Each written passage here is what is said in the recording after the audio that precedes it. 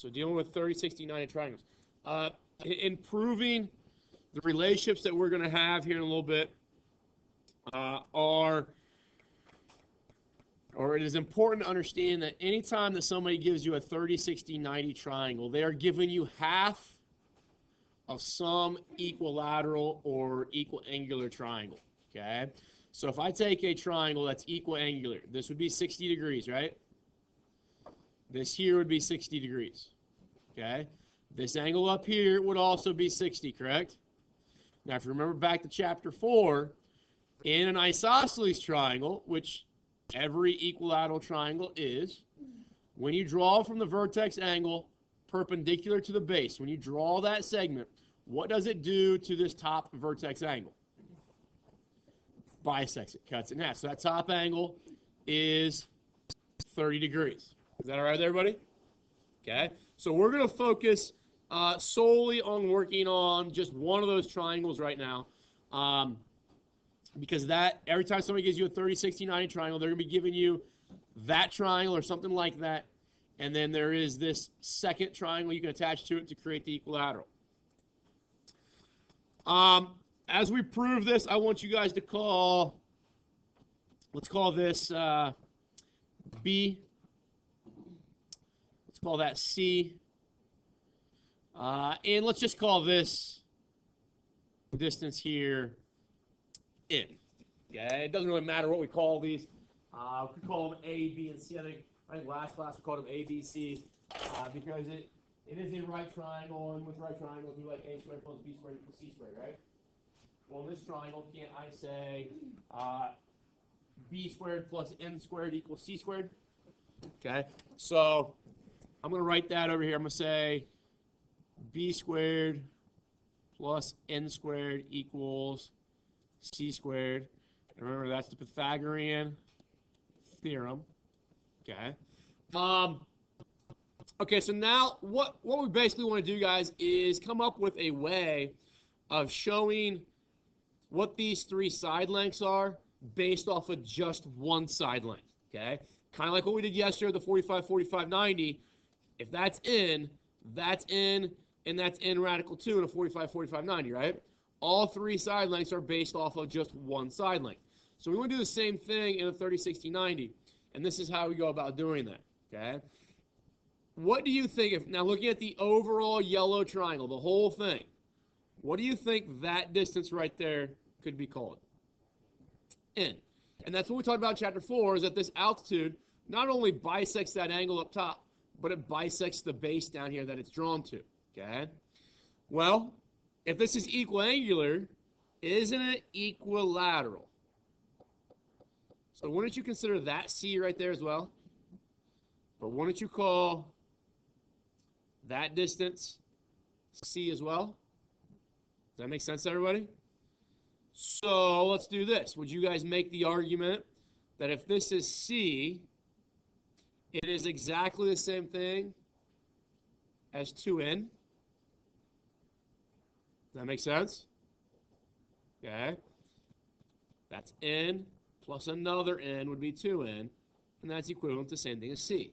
Why am I doing that? Why do I write it that way? Because now up in this formula here, can I get rid of C? Can I replace it with N?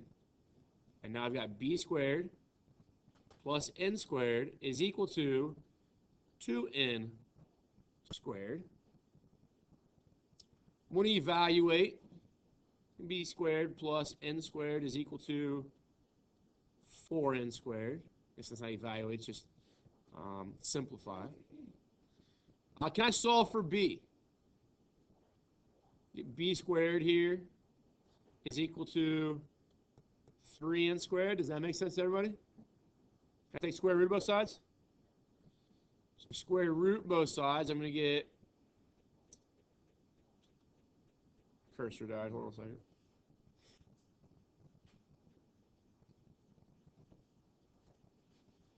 There we go. I'm going to get B is equal to square root of 3 times the square root of N squared, right? What's the square root of N squared? Just N. So we get radical 3 times N, but I'm going to write it this way. N radical 3. So what that allows me to do, guys, is take over here where I see B and rewrite it as n radical 3. So now do you see that this side here is written in terms of whatever that side there is? Does that make sense to everybody? Now can I do the same thing with the hypotenuse? The hypotenuse was C, right? But earlier, didn't we say C was the same thing as 2n? So I'm going to replace this C with 2n. Okay? And what that does for us, that's the proof of our theorem that says in any 30, 60, 90 triangle, I'm just going to draw this down here in the blue one just to kind of clean things up. In any 30, 60, 90 triangle, okay, across from your 30-degree angle, we said that was n. So that's your smallest side. Across from your 60-degree angle is your middle side length. We call that n radical 3. And across from your 90-degree, your hypotenuse is always 2n. Okay? That is the generic template for any triangle that is a 30, 60, 90. The side lengths will always exist in that proportion essentially to one another. Okay? Remembering that across from the smallest angle should be the smallest side, right? So let's just say, what would be a really nice number for n? Okay, 4, 2 is even a better one. What number is really easy to multiply by 2? What number is really easy to multiply by radical 3? 1. Okay? So let's let n be 1. If n was 1, just trying to draw an argument or develop an argument here. If n was 1, that would be 1. That would be 2. And that would be radical 3, right? Well, radical 3 is approximately 1.7. Okay? Would you agree that across from 30 degrees is your smallest side then? Across from your 90 degrees is your largest side? Across from 60 is your middle. And now whatever n is, if n was 1, those are the numbers you get, but if n was 2, all of those numbers just get doubled, right? Does that make sense? Yeah. So that relationship of what's smaller and what's biggest is still maintained. So that's something to kind of think about as we do these problems. You need to make sure that across from your 30-degree angle is always your smallest side. Okay? So that being said, let's do a couple examples here. When you work with 30, 60, 90 triangles, it is imperative that you always draw just to be safe, always draw the template right next to the problem you're dealing with. Okay? So let's say I give you this figure where that's 30 degrees, that's 60. So across from 30 is always n, across from 60 is always n radical 3, and across from 90 is always 2n. Okay? I'm always going to have that next to me. Okay? I always draw on every single problem, especially right now. You guys have never seen this before, so it's not, you don't know it as well as I do. It's going to be imperative that you burn this into your image or into your mind because of how much you're going to use it later on. Okay, you don't want to mess this up. Okay, but this is really what happens. If they give me 30 degrees here, 60 degrees there, 90 degrees there, and they tell me that this side here is, let's just say 6. Okay, if I draw my template, okay, I always want to draw my template so that it matches up, so it's congruent to the problem I'm starting on. Does that make sense? Because it doesn't matter. I mean, these ends are arbitrary, right? So we can make this as big or as small as we want. I'm going to say that I find the one that is congruent to this one. So if these two shapes are congruent, doesn't this 6 relate to that side of n? So kind of write the little, it's a kind of non-trivial, a trivial equation. Can I write that n equals 6? So now what would 2n equal? 12. And that's going to be the side across from your 90 degrees, right? What would n radical 3 look like? 6 radical 3. And that's got to go across from 60. And now you've solved that triangle. You found all the missing parts. And what number, if it's a right triangle, what number one theorem should work?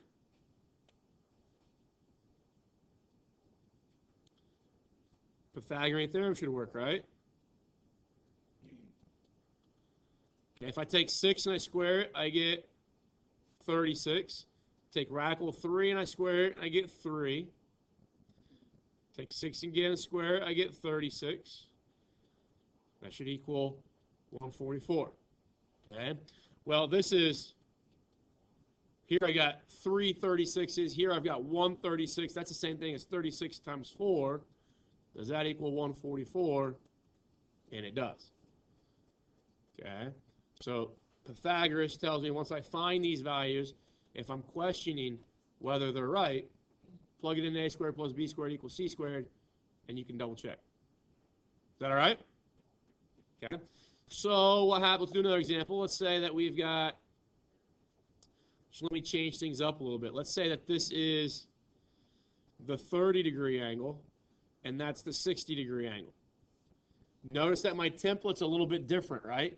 My template has 30 up here. So I should probably change that to 60. And I could change this to 30. So now what should I write across from 30? Careful. Just n. Across from 60 always has to be n radical 3.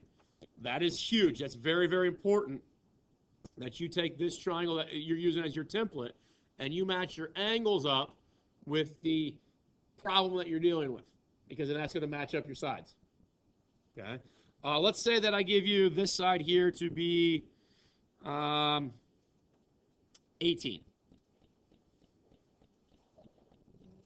Okay, good. So you're seeing that 18 should correspond to that 2n, right?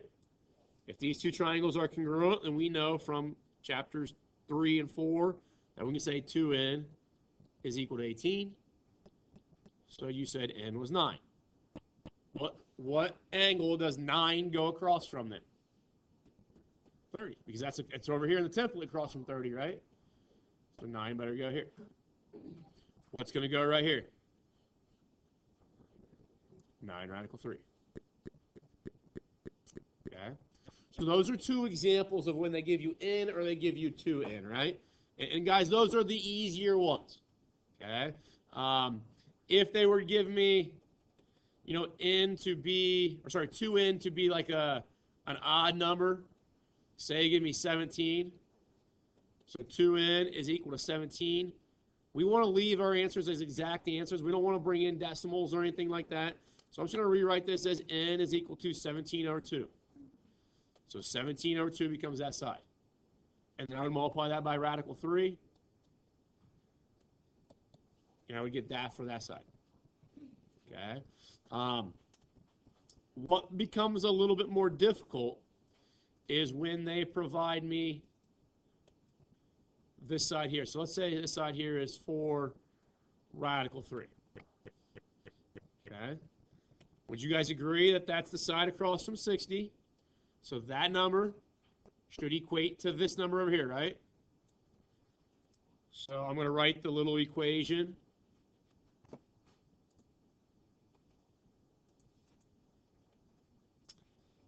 That says n radical 3 is equal to 4 radical 3. We talked about yesterday, this is a 1-to-1 correspondence, right? If these two things are going to be equal, doesn't that part and that part have to be equal? Because the root 3 and the root 3 are already equal, right? So n has got to be what? 4.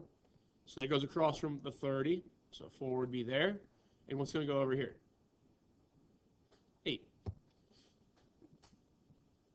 That doable? Okay. Let's do one where we don't see a 1-to-1 relationship. Let's say this is, let's just say it's 12. That 12 is still the n radical 3 side, right? So I write n radical 3 is 12. Now, how do I solve for n here? Because it's not 1-to-1, right? Good. Divide by radical 3. Divide by radical 3. Now, if you do that, you have what n is. N is 12 over root 3. However, that's never an accepted answer. You have to do what to it? Emily? Good. Multiply by that. Which gives me 12 root 3 over 3, right? Now, what can I do with the 12 and the 3? It gives me 4 radical 3. Okay? So that's my n value, right? That's what we were solving for. And that's across from 30. So this is 4 radical 3. Okay? Across from the 90 is twice that, right? Anybody know what twice 4 radical 3 is?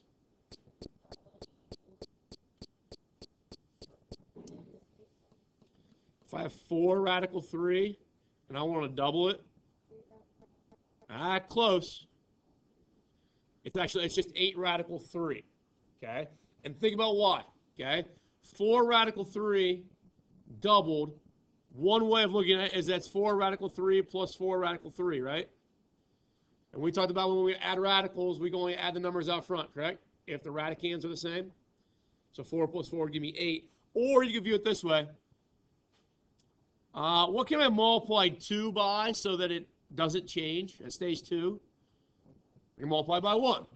Okay? Is this a convenient version of 1? Square root of 1 still 1? Now, if you remember the way we multiply radicals, we talk about multiplying radicals by multiplying the number on the outside by the number on the outside. And then that product stays on the outside in your answer. Then you multiply the number on the inside times the number on the inside, and that product stays on the inside. Okay?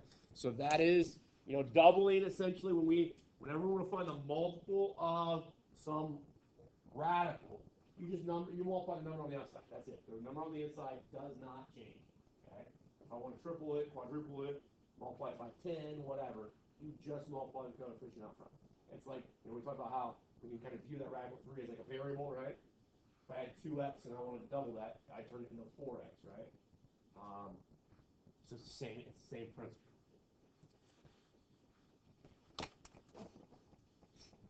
That's something we can do.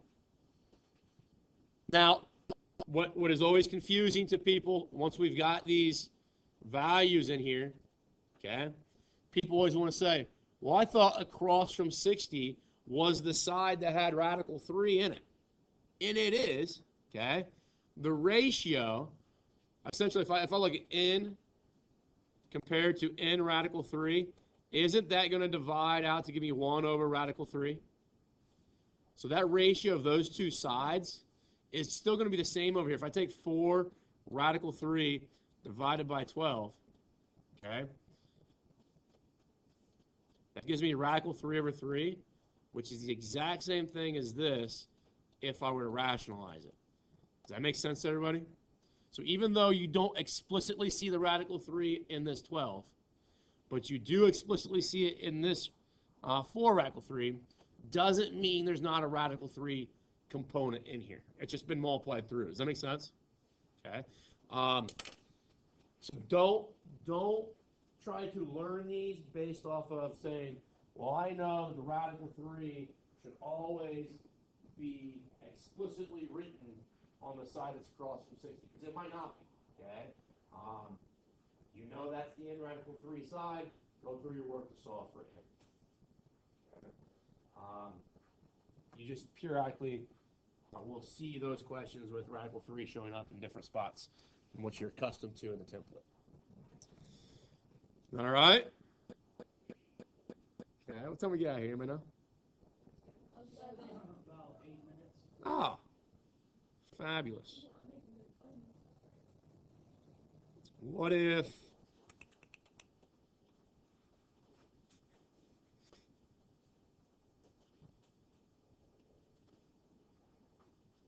all right, let's put 30 here, let's put 60 there, let's put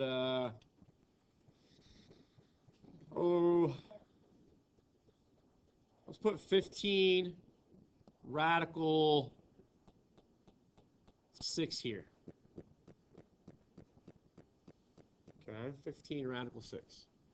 Now, when I say solve the triangle, that means find all 6 parts. We already know 4 parts. We know 3 angles and a side. We need to find 2 other parts. What is 15 in my template? What is 15 radical 6 going to equate to? Good. Okay. Because we're going off of what the angles are, right? So that's across from 60. So we got to find what is the relationship, what is the side that's across from 60. I think a lot of people would probably maybe be served better if they were to actually take the template that we've written and say, okay, I'm going to make this 30, make this 60, that's in, and now that's in radical 3. Excuse me, now you can see that that side and that side are indeed the same. It's up to you, but just develop a process that you're able to follow and make sense of and do these correctly. I'm going to divide by radical 3. Divide by radical 3, so it gives me n is equal to 15 root 6 over root 3. Okay? When we have this, guys, you cannot divide radicals by radicals in the fashion that you would think. I see a lot of people think radical 6 divided by radical 3, think that's 2. Or radical, you cannot do that. Okay? So the way that we divide by radicals is actually that rationalizing process where we actually turn the number of radical 3 into a whole number. So how do I take radical 3? Okay, multiply by radical 3. So that becomes radical 3 over 3. So now it gives me 15. Remember, we take the numbers that are on the outside, right? So 15 and this 1 right here on the outside. That product stays on the outside. And now, what's going to go on the inside? Radical 18. Good. And what gives me? What do I get on the bottom? 3. Okay. Now, I'm going to take this just to give myself a little bit more room. Come over here and finish this off. But we have 15 radical 18 over 3. You can cancel now if you want to. And what's that going to give me? 5 radical 18. Okay.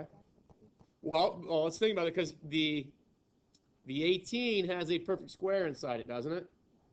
Can I rewrite this as 5 times radical 9 times radical 2? Is that still 18? What's the square root of 9? 3. So now I have 5 times 3 times radical 2, which gives me 15 radical 2. That's my n value. Okay. Well, that's my side that goes across from 30. So 15 radical 2 goes there. What do I get if I double that? Good. 30 radical 2. What thing? Now, there's a lot of work there, right? A lot of work involved with radicals. What thing will tell me that I've done all my work right? Well, it will tell me I got all those answers right, though. Pythagorean theorem. I should be able to take 15 radical 6 squared plus 15 radical 2 squared should equal 30 radical 2 squared. Okay? What's 15 squared? Anybody know? 225. What's radical 6 squared? Just 6. Again, so squaring this one would be 225 again, right? Radical 2 squared is 2. And now this would be 900 times 2, correct? Okay. How many 252, or sorry, how many 225s do I have here? I have 8 total, though, don't I? So I want to see if 225 times 8 is equal to, yeah. If that's the case, if they are, then I'm right. 225 times 8, 1,800. Okay? So that tells us that all 3 of these values were correct. We simplified things correctly, rewrote them in a lot better of a fashion, a lot easier format than what we first developed them as. Okay? Here's a question, and I'm just going to kind of, just to see, because you'll see this in your homework maybe. Let's say that for some reason, I don't even care what n radical 3 is. Let's say that I found this side here to be like 3 radical 5 over 6. Not 6, let's put 7. And that's my n side. What do I need to do to that to get my 2 inside? multiply by 2, right? So I'm going to multiply this by 2. So let's think about how we multiply by 2. That's a fraction, correct? Yeah. I'm going to multiply by 2 over 1. Okay? Now, when I do that, let's think about it this way.